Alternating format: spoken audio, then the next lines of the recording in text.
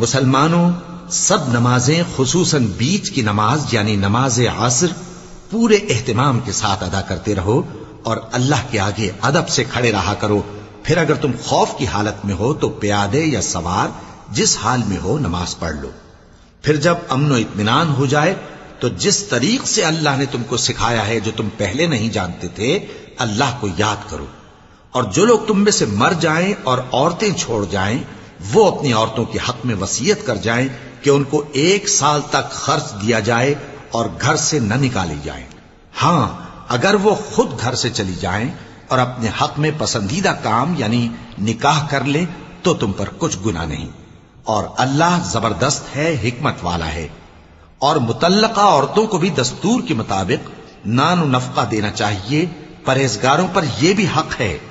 اسی طرح اللہ اپنے احکام تمہارے لیے بیان فرماتا ہے تاکہ